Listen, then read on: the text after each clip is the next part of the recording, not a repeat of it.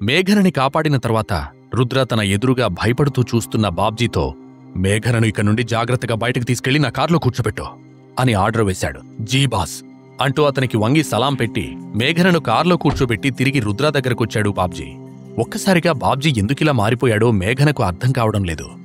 ఏదైతే కాని ఈరోజు తన మానాన్ని కాపాడిన రుద్రకి ఆ భగవంతుడికి మనసులోనే థ్యాంక్స్ చెప్పుకుంది మేఘన. రుద్ర దగ్గరకొచ్చిన తర్వాత వెంటనే మోకాళ్ల మీద కూలబడ్డాడు బాబ్జీ. రుద్ర ముందు చేతులు జోడించి, నన్ను క్షమించండి మేజర్, నా వల్ల తప్పు జరిగిపోయింది. మీరు ఏ శిక్ష విధించినా నేను అనుభవించడానికి సిద్ధంగా ఉన్నాను అని తలదించుకుని చెప్పాడు. ఇదంతా చూస్తున్న విక్కీకి తల తిరిగిపోయింది. బాబ్జీ తన ముందు భయపడుతూ కూర్చుని ఉంటే ఆ గదిలో ఉన్న సోఫాలో కూర్చున్న రుద్ర మరొక సిగరెట్ తీసి వెలిగించి 2 దమ్ముల్లాగాడు. అతని చేతిలో ఉన్న లైటర్ని చూస్తూ ఉండిపోయాడు బాబ్జీ. 5 సంవత్సరాల క్రితం ఒక అండర్ వరల్డ్ కింగ్ ని రుద్ర ఓడించిన టైంలో దాన్ని చూశాడు బాబ్జీ. ఆ లైటర్ మీద మేజర్ అని ఉంది. రుద్ర దాన్ని టేబుల్ మీద పెట్టి, ఇక్కడ కొంతమందికి బాగా బలుపు పెరిగిపోయింది, నేను వాళ్ల కాళ్ల మీద పడి క్షమాపణలు చెప్పాలంట, ఆ కూత కూసిన వాడి నాలుక చీరేయాలి అని విక్కీకి వినిపించేలా గట్టిగా అన్నాడు రుద్ర. ఆ మాట వినగానే బాబ్జీ మరింత కలవరపడ్డాడు. వాడి బుద్ధి గడ్డి తినింది మేజర్, వాడి మాటలు పట్టించుకోకండి అని సర్ది చెప్పడానికి ప్రయత్నించాడు. అంటే నువ్వు కూడా వీడితో చేతులు కలిపి మేఘనను చంపాలనుకున్నావా అని సీరియస్గా అడిగాడు రుద్ర. పెద్ద తప్పే జరిగిపోయింది మేజర్, నన్ను క్షమించండి అని 2 చేతులు జోడించాడు బాబ్జీ. తన ఎదురుగా ఉన్న వ్యక్తి సాధారణమైన వ్యక్తి కాదనే విషయం విక్కీకి అర్థమైంది. రుద్రకి క్షమాపణలు చెప్పకపోతే తన ప్రాణాలకే ప్రమాదం అని కూడా అతను గ్రహించాడు. అందుకే ఆలస్యం చేయకుండా రుద్ర కాళ్ల మీద పడి, నన్ను క్షమించండి సార్, నేను చాలా పెద్ద తప్పు చేశాను, ఇక మీదట అలాంటి తప్పు ఎప్పటికీ చేయను, మా అమ్మ మీద ఒట్టేసి చెప్తున్నాను, ఇక ఏ అమ్మాయి జోలికి వెళ్లను, ఎవరితో కూడా తప్పుగా ప్రవర్తించను అని కన్నీళ్లు పెట్టుకుంటూ రిక్వెస్ట్ చేశాడు విక్కీ. అతని మాటలను పట్టించుకోకుండా తన ఎడమ కాలితో అతని ముఖాన్ని పైకి లేపి, నీలాంటి పశువుని ఎప్పటికీ క్షమించకూడదు, మళ్లీ తప్పు చేయవని ఏంటి గ్యారంటీ అని సూటిగా అడిగాడు రుద్ర. అతని ప్రశ్నకు విక్కీ భయంతో వణికిపోయాడు. లేదు సార్, నాకు మా అమ్మంటే ప్రాణం, ఆవిడ మీద ఒట్టేసి చెప్తున్నాను, ఇది రిపీట్ అవ్వదు అని బ్రతిమలాడ్డం మొదలుపెట్టాడు విక్కీ. ఆ మాటకు రుద్ర గట్టిగా నవ్వుతూ, నీకు తెలుసో తెలీదో, క్షమించడం నా డిక్షనరీలోనే లేదు అని కోపంగా చెప్పాడు. వెంటనే తన కాళ్ల దగ్గరున్న బాబ్జీని చూస్తూ, నువ్వు నాకో పనిచేసి పెట్టాలి అనన్నాడు. మీరు ఆర్డర్ ఇవ్వండి మేజర్, మీకోసం ప్రాణమిమ్మన్నా ఇస్తాను అని చేతులు కట్టుకుని నిలబడి అన్నాడు బాబ్జీ. ప్రాణాలు ఇవ్వడం కాదు, ప్రాణాలు తీయాలి. దేన్ని చూసి వీడు మగాడని గర్వపడుతున్నాడో దాన్నే లేకుండా చేయి అని కసిగా చెప్పాడు రుద్ర. ఆ మాట విన్న మరుక్షణం బాబ్జీ తన మనుషులను అక్కడికి పిలిపించాడు. ఈ బద్మాష్ గాడి కాళ్లు విడదీయండి బే, నా యాల్ది, వీడు మరో ఆడబిడ్డ జోలికి ఏళ్లకుండా చేద్దాం అని విక్కీని చూస్తూ సీరియస్గా అన్నాడు బాబ్జీ. వద్దు వద్దు సార్, సార్ నన్ను వదిలేయండి అని విక్కీ అరుస్తున్న అరుపులను కేకలను పట్టించుకోకుండా రుద్ర అక్కడి నుండి బయటకు నడిచాడు. బాబ్జీ అతని మనుషులు విక్కీ మీద దాడి చేశారు. నాయాలా, నువ్విలా కోడిపెట్టలా గింజుకుంటూ ఉంటే ఎంత మజాగా ఉందిరా, ఇలాంటి పోకిరిగాడికి ఇదే సరైన శిక్ష అని కోపంగా అన్నాడు బాబ్జీ. విక్కీ అరుపులు ఆ బిల్డింగ్ మొత్తం మారుమ్రోగిపోయాయి.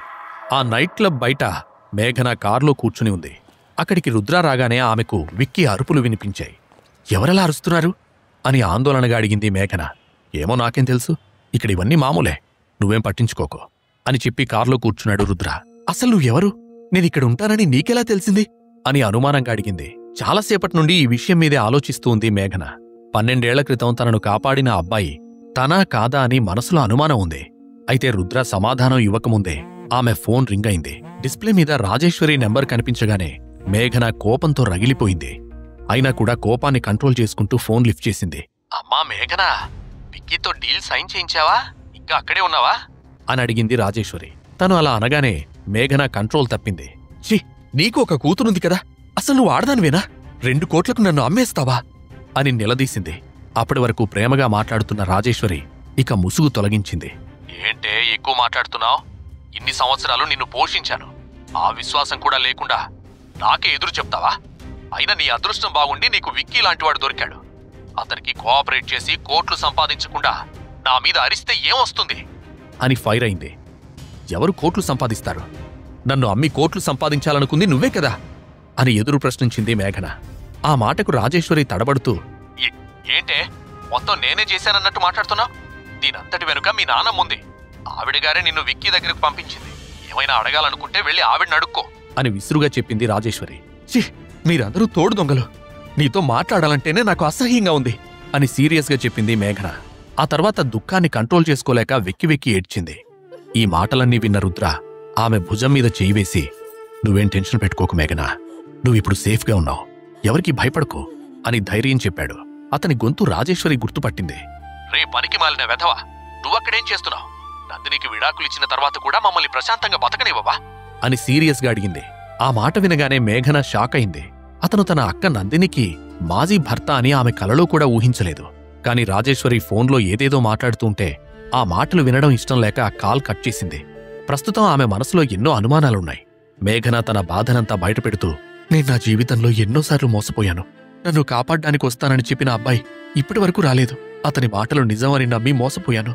అతని కోసం మా పిన్ని పెట్టే హింసలు తట్టుకున్నాను. ఇప్పుడు నన్ను ఎంతగానో ప్రేమిస్తోందని అనుకున్న నానమ్మ కూడా మోసం చేసింది అని ఏడుస్తూ చెప్పింది. దేవుడు ఏం చేసినా అది నీ మంచి కోసమే, నువ్వు బాధపడుకో అని చెబుతూ ఆమెకు కర్చీఫిచ్చాడు. రుద్రతో ఉంటే తనకు చాలా ప్రశాంతంగా ఉన్నట్టనిపించింది.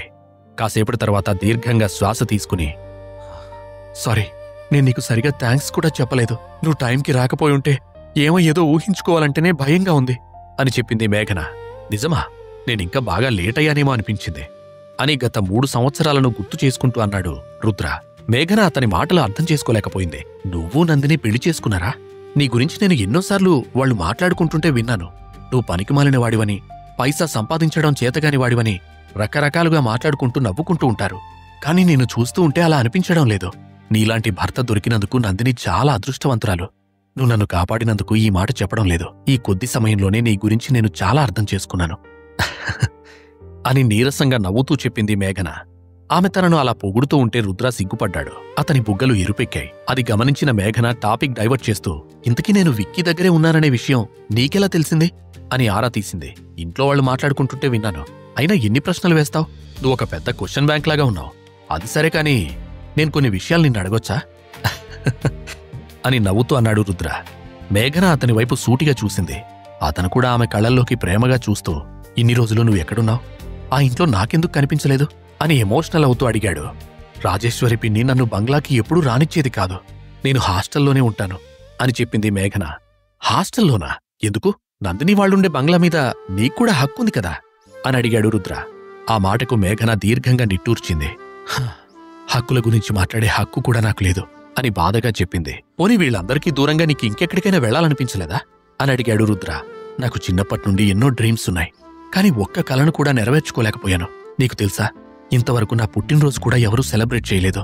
నేను పుట్టినప్పుడు వాళ్ల ఫ్యామిలీకి గ్రహణం పట్టిందని నేనొక నష్టజాతకురాలనని రాజేశ్వరి పిన్ని ఎప్పుడూ తిడుతూ ఉండేది అని బాధగా చెప్పింది మేఘన. లేదు, ఆ రాక్షసి మాటలు నమ్మకు. నువ్వొక అదృష్ట దేవతవి అని ప్రేమగా చెప్పాడు రుద్ర. మేఘన అతని మాటలకు బొమ్మలా చూస్తూ ఉండిపోయింది. నిజంగా నువ్వు ఇప్పటివరకు ఒక్క బర్త్డే కూడా చేసుకోలేదా అని అడిగాడు రుద్ర. మేఘన అవునన్నట్టు తల ఊపింది. రుద్ర దీర్ఘంగా నిట్టూర్చాడు. ఇక మీదట నిన్ను హ్యాపీగా చూసుకునే బాధ్యత నాది అని చెప్పి కార్ని స్టార్ట్ చేశాడు. కాసేపటి తర్వాత వాళ్లు మేఘన ఉండే హాస్టల్కి చేరుకున్నారు. హాస్టల్ గేట్ దగ్గరికి వెళ్లబోతూ ఉండగా వార్డెన్ ఆమెను చూసింది. ఏంటి, ఇదేమైనా నీ ప్యాలెస్ అనుకుంటున్నావా? ఊపుకుంటూ వస్తున్నావు? టైంకి రాకపోతే రాత్రంతా బయటే ఉండాలని ఎన్నిసార్లు చెప్పాలి అని సీరియస్గా అడిగింది వార్డెన్. సారీ మ్యామ్, రేపటి నుండి ఇలా జరగదు అని తలదించుకుని చెప్పింది మేఘన.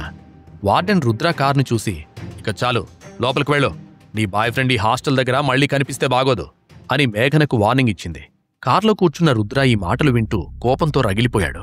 మేఘన ఇక మీదట సంతోషంగా ఉండాలని, ఆమెకు ఇలాంటి కష్టం ఇంకెప్పుడు రాకూడదని ఆ క్షణంలో నిర్ణయించుకున్నాడు.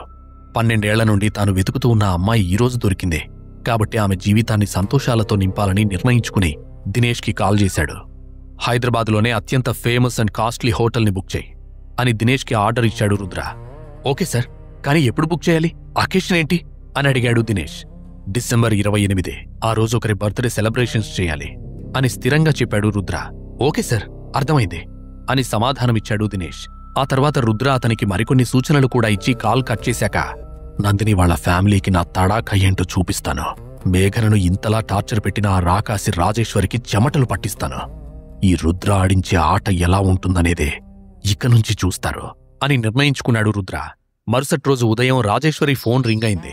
డిస్ప్లే మీద అగ్రజ ఇండస్ట్రీస్ అని కంపెనీ పేరు కనిపించగానే హడావిడిగా ఫోన్ లిఫ్ట్ చేసింది. గుడ్ మార్నింగ్ మేడం, మీ కూతురు బర్త్డే పార్టీ గురించి మీరు బెంగ పెట్టుకోకండి. మా కంపెనీ తరపున బర్త్డే పార్టీ అరేంజ్ చేస్తున్నాం.